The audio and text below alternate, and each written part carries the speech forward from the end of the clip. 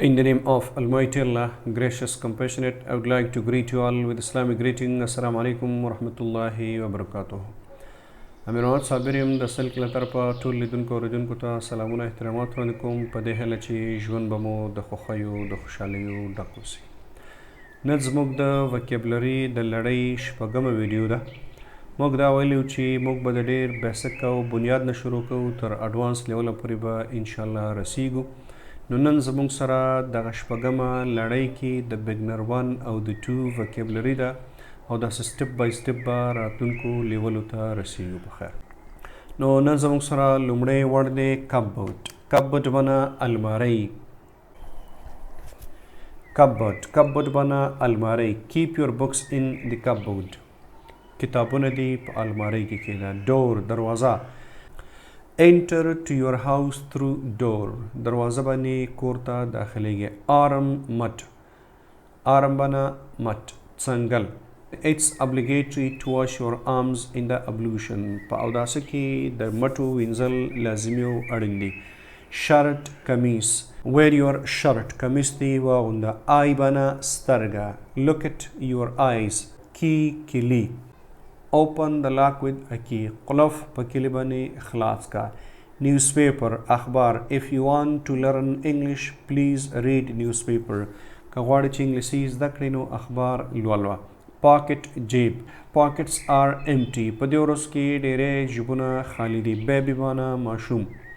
Love your baby. د ماشوم سره دې مینه کوه. Shop دکان. We buy things in the shop. مونږ مختلف شیان په دکان کې اخلو. Window معنی کړکۍ روسۍ. Open the window please. مهرباني وکړه کړکۍ خلاصه کړه. Picture عکس. Take a picture please. یو عکس واخله. Wheel پایا یا tire. Wheel پایا یا tire. Different cars are having 4 wheels. مختلف موټرې 4 ټایرونه لري. Finger ګوته. We have 5 fingers in our hand. مونږ په یو لاس کې 5 ګوتې لرو. Ear غوږ. We have 2 ears. 2 غوږونه لرو. Tick د صحیح نشان. Use a tick mark.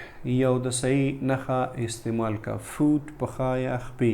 Human beings have 2 feet. انسانان 2 پښې لري. Doll ننځکه.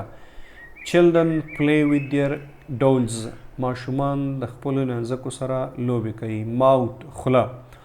Open your mouth please. خوله دې خلاصه کړه. House کور. We live in house. Having a house is the blessing of Allah. کور درلودل د الله پاک یو رحمت. زموږ چینل سبسکرایب کړئ. بیل آیکن پریس کړئ ترڅو زموږ د راتلونکو ویډیوګانو څخه باخبر اوسئ. Teacher معلم. I am a teacher. I teach English. I teach at a university. زه یو معلم یم کې تدریس کوم. Leg لنګه یا خپې. My leg hurts. زما خپه درد کوي. Bus driver د موټر چلونکی د بس ډرایور. My brother is a bus driver. زما ورور یو بس چلونکی دی د بس موټروان دی. Bicycle سایکل. Using a bicycle is good for health. سایکل چلول د صحت لپاره بهتر دی. Riding a bicycle is a good exercise. سایکل چلول یو ښه ایکسرسایز دی. Policeman عسکر. My friend is a policeman. Cow غوا.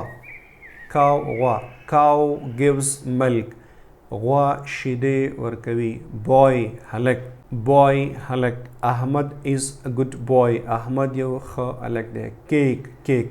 Bakeries usually make cakes. بکریانې کیکونه جوړوي پخوي. Nose پزه. We inhale through our nose. موږ د پزو د لارې هوا تنفس کولی شو. Girl جینۍ. Maria is a good girl. Maria یوه ښه جینۍ ده.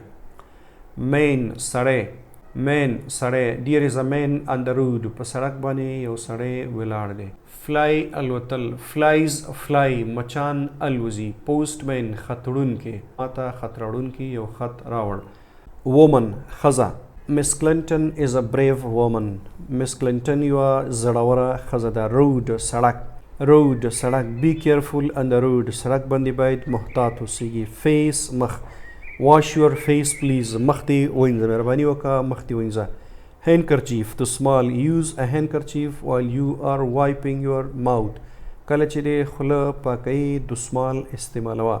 hand لاس. wash your hands please. مهرباني وکړه لاسونه دې پریوله، لاسونه دې ووینځه. garden باغ. garden باغ. there is a garden on the right side of the road. در سړک په ښی طرف باندې یو باغ دی. star ستوری. star بنا ستوری. look at that star. هغه ستوري ته وګوره.